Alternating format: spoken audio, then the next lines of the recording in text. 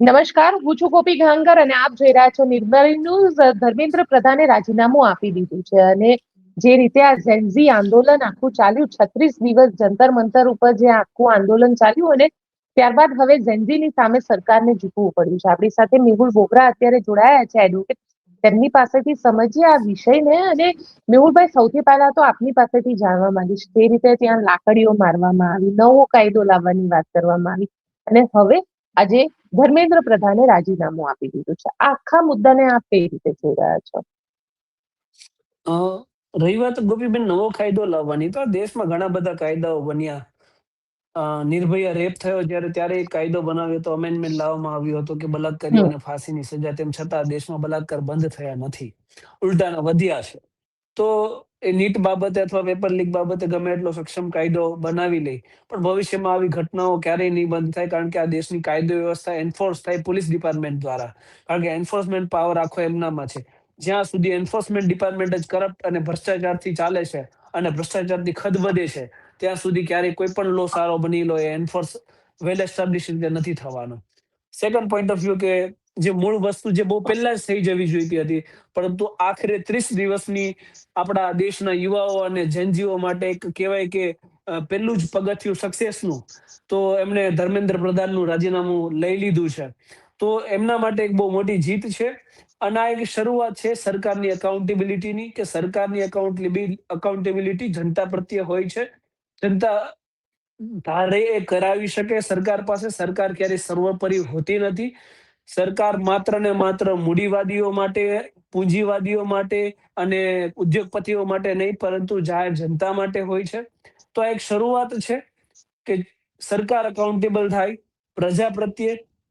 અને હજુ એમની બીજી પણ બે માંગો છે, જે મેં હમણાં જસ્ટ સાંભળ્યો કે ભાઈ જે સુસાઇડ કર્યા છે, જેમને નીટની એક્ઝામમાં પેપર લીક છે, એમના 1-1 કરોડ રૂપિયા આપવામાં આવે, અને જેમને ઉપર ખોટા એફઆઈઆર દાખલ કરવામાં આવી એ ઘટના ઉપર, તો એ એફઆઈઆર બધી પરત ખેંચવામાં આવે.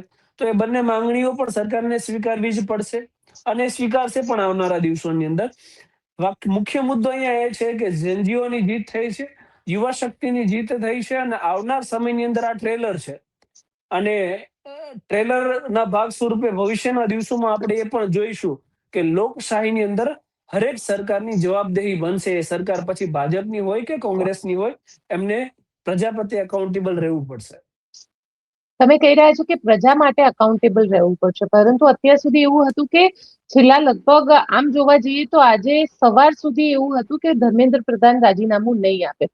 સોશિયલ મીડિયા ઉપર ખુદ પ્રધાનમંત્રીએ વિડીયોઝ મૂક્યા, ઝેન્ઝીએ તેની સામે રિપ્લાય કરે, અને આ આખી ઝેન્ઝી મુવમેન્ટ જે શરૂ થઈ, કારણ કે એ લોકો ગ્રાઉન્ડ પર બી જતા હતા અને સોશિયલ મીડિયામાં પણ ત્યાં જઈને રીલો બનાવતા હતા, ત્યાં જઈને જે ક્રિએટિવિટી બતાવતા હતા, એને તમે શું કહેશો?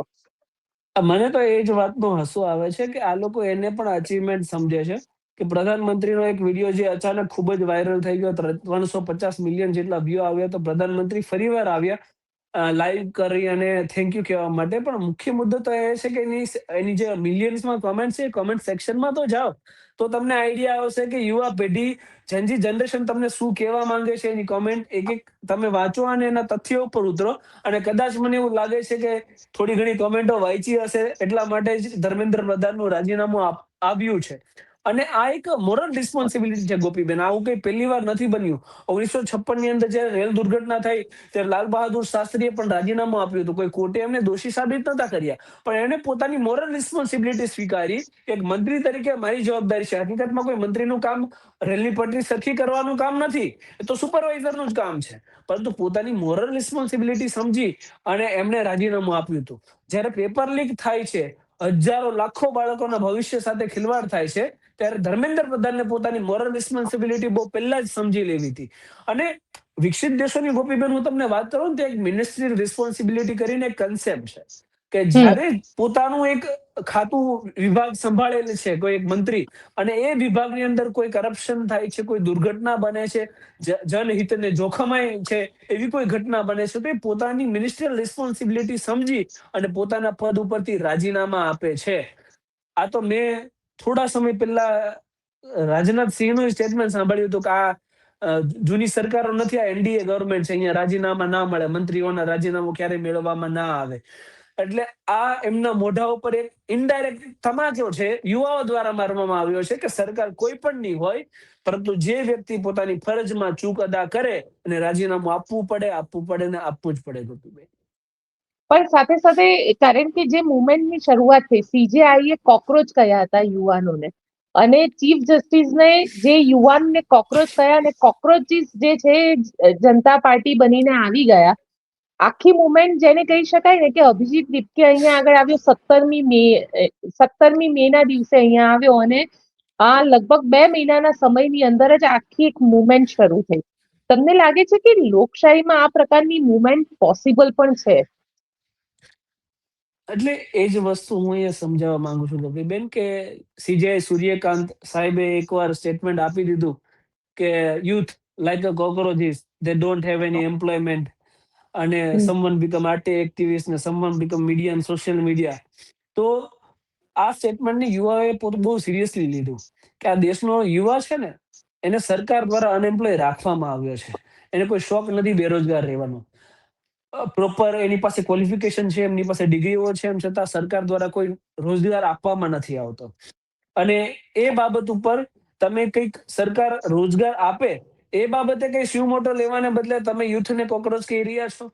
તો એ સ્ટેટમેન્ટને બહુ ગંભીરતાથી યુવાનોએ લીધું, અને એ જ આક્રોશ જંતર મંતર ખાતે ઠલવાયો. એમાંથી હું તમને કહું તો સીજેપીના સમર્થકો હશે જ, કોકરોચ જનતા પાર્ટીના, નો ડાઉટ, પણ એમાં હજારો લોકો એવા પણ હશે જેને સીજેપી હારે કઈ લેવા દેવા પણ નથી. એ લોકો આવ્યા હતા પોતાની યુથ તરીકેની ડિમાન્ડો લઈને, પોતાના શિક્ષણ માટે. કેમ કે હું એક વાત કહીશ તમને કે સાચું જો ભારત દેશનું ઘડતર છે ને, તો એ સંસદ સભાની અંદર નથી થવાનું. એ સાચું ઘડતર વર્ગખંડની અંદર થવાનું છે. કે જો આ દેશનો યુવા શિક્ષિત બનશે, પ્રોપર શિક્ષિત બનશે, તો જ એ દેશ માટે કંઈક કરી શકશે. અને જે દેશનો શિક્ષણ મંત્રી પોતાના સંતાનોને જો વિદેશમાં ભણાવતો હોય, તો એ આ દેશની શિક્ષણ વ્યવસ્થામાં કેટલો ભરોસો કરે છે એ આપણે વિચારી શકીએ. જો આ દેશની શિક્ષણ વ્યવસ્થા એટલી સક્ષમ છે, તો એ પોતાના સંતાનોને અહીંયા જ ભણાવવા જોઈએ ને. એ શા માટે વિદેશમાં મોકલે છે?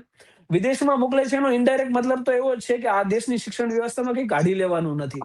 તો હવે તો મારી ન્યૂ હોપ તો એ છે કે હવે જે આવનાર નવા કોઈ શિક્ષણ મંત્રી આવે, એ એવા આવે કે જે પોતાના સંતાનના પ્રાઇમરી એજ્યુકેશન જ આપણી પ્રાથમિક અને સરકારી શાળાઓમાં કરાવે, ઉચ્ચતર માધ્યમિક અને કોલેજનું શિક્ષણ પણ આપણા દેશની અંદર જ કરાવે, અને દેશની કંઈક શિક્ષણ વ્યવસ્થામાં સુધારો લાવે. ગોપીબેન, સાથે ધર્મેન્દ્ર પ્રધાને આજે, મેહુલભાઈ, જ્યારે રાજીનામું આપ્યું ત્યારે એમને જે લખ્યું છે, એમને એવું કીધું કે જંતર મંતર ઉપર જે સ્થિતિ ઊભી થઈ છે, એ સ્થિતિમાં રાષ્ટ્ર વિરોધી તાકાતો એનો લાભ ના ઉઠાવી જાય અને દેશની એકતા બની રહે, એટલા માટે હું રાજીનામું આપી રહ્યો છું.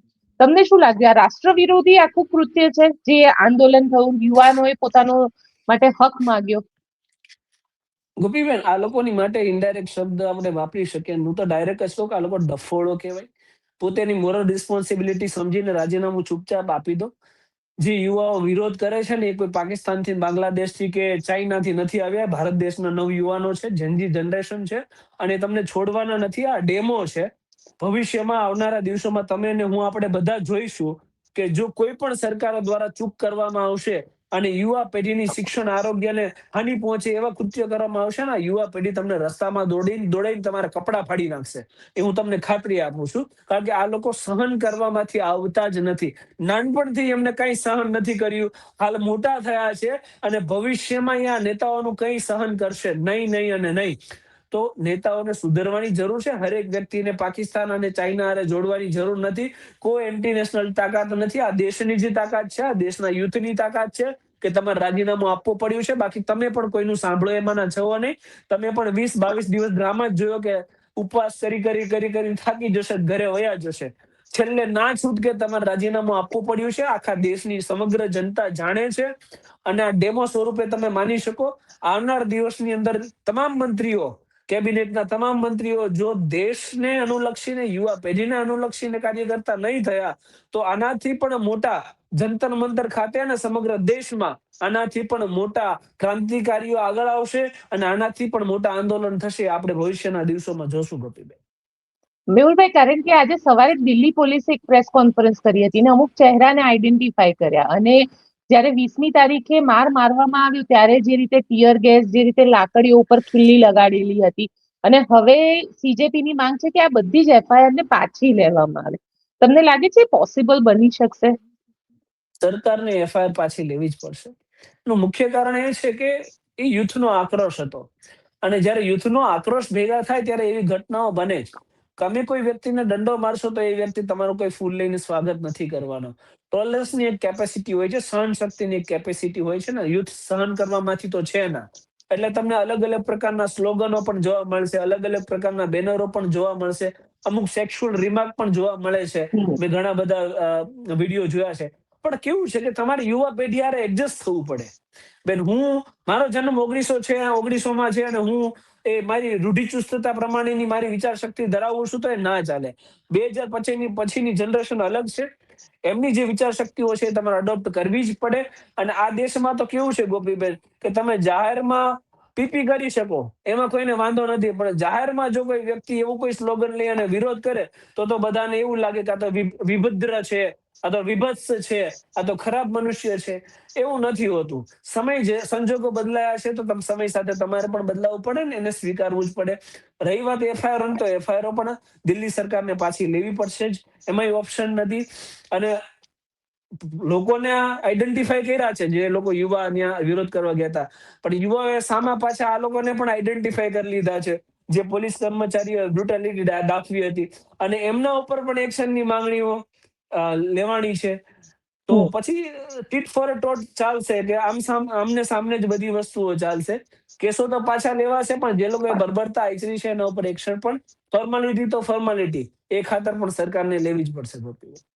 અચ્છા, કાનૂન બનાવવાની વાત છે. ગુજરાતની અંદર 2023માં જ પેપર લીક માટે કાયદો બનાવી દેવામાં આવ્યો હતો, વિધાનસભામાં લાવવામાં આવ્યો, રાજ્યપાલે પણ સહી કરી આપી, કાયદો બની ગયો. 34 પેપર અત્યાર સુધીમાં લીક થયા છે. હજી સુધી કોઈને સજા નથી થઈ, કે ઘણા બધા કેસ તો એવા છે કે જેની અંદર એફઆઈઆર સુદ્ધા નથી થઈ. બેન, જનરલી છે ને, જેટલા પણ પેપર લીક થાય ને, એમાં ડાયરેક્ટ ઇનડાયરેક્ટ પોલિટિકલ ઇન્વોલ્વમેન્ટ હોય છે ને, સત્તા પક્ષનું ઇન્વોલ્વમેન્ટ હોય છે. હાલ દેશમાં પાયાના જે મૂળ સ્તંભ હોય ને, જેના ઉપર દેશ ચાલે, એ છે જ્યુડિશિયરી, લેજિસ્લેટિવ અને લો એન્ફોર્સમેન્ટ, રાઈટ, અને મીડિયા. તો લો એન્ફોર્સમેન્ટ એજન્સી જે છે એનું કામ હોય છે ન્યુટ્રલ, કે ભાઈ કોઈ પણ સત્તા પક્ષના દબાવમાં ના આવે, વિરોધ પક્ષના દબાવમાં ના આવે ને, ન્યુટ્રલ કામ કરે. લો એન્ફોર્સમેન્ટ એટલે પોલીસ ઓથોરિટી. પોલીસ ઓથોરિટીને હાલ ચાટવાનો એક ચસ્કો લાગ્યો છે, કે જે બી પાવરમાં હોય એમને એમની પૂંજીકારિતા કરવી, એમના પગ ચંપી કરવી. અને જે સતત 30-40 વર્ષથી જે સત્તામાં છે, એમને ખબર છે કે અહીંયા સરકારો બદલવાની નથી. ગુજરાતની ખાસ કરીને વાત કરું છું, તો એમને ખબર છે કે આપણે કોને ચાટવાના છે. તો જ્યારે પણ પેપર લીક થાય, એની માટે તમે કાયદો ગમે એટલો કડક બનાવી લો, પણ એમાં ઇન્વોલ્વમેન્ટ જ જ્યારે સત્તાધારી પક્ષ અથવા એમના કોઈ છોકરાનું હોય, ત્યારે પોલીસ પણ મજબૂર છે કે એને પ્રોસેસ નહીં જ કરવાની. તો કાયદો ગમે એટલો સારો હશે, જ્યાં સુધી લો એન્ફોર્સમેન્ટ એજન્સીઓ સક્ષમ નથી પ્રોસેસ કરવા માટે, ત્યાં સુધી કઈ નથી થવાનું. બેન, હું તમને સુરતનું એક્ઝામ્પલ આપું. સુરતમાં 60 લાખની વસ્તી છે, હમણાં 70 લાખ થઈ જશે. પોલીસ માત્ર 6,000 છે. તો 6,000 પોલીસ કઈ રીતે 70 લાખની વસ્તીને સંભાળી શકે? પ્રેક્ટિકલી ઇમ્પોસિબલ છે. લો એન્ફોર્સમેન્ટ પાછળ 1% બજેટ ફળવાય છે આખા દેશની અંદર. તો એટલા મોટા દેશની અંદર કાનૂન વ્યવસ્થાને સૌથી નબળી રાખવામાં આવી છે. નબળી રાખવાનું મુખ્ય કારણ એ છે કે આ દેશમાં જો કાયદો વ્યવસ્થા સક્ષમ થઈ જશે, તો આ દેશ સક્ષમ થઈ જશે. નેતાઓના છોકરા જ કાલ ઉઠીને જેલમાં હશે, જે ક્યારેય થવું જોઈએ નહીં. એટલે કાયદો વ્યવસ્થા જ્યાં સુધી નિર્બળ છે, ત્યાં સુધી ગમે એટલું સક્ષમ બિલ લાવવામાં આવે, એની કોઈ એફિશિયન્સી અથવા ઇફેક્ટિવનેસ તમને ગ્રાઉન્ડ ઉપર ના દેખાય. બિલકુલ મેહુલભાઈ, આપ અમારી સાથે જોડાયા તેના માટે આપનો ખૂબ ખૂબ આભાર. ધન્યવાદ.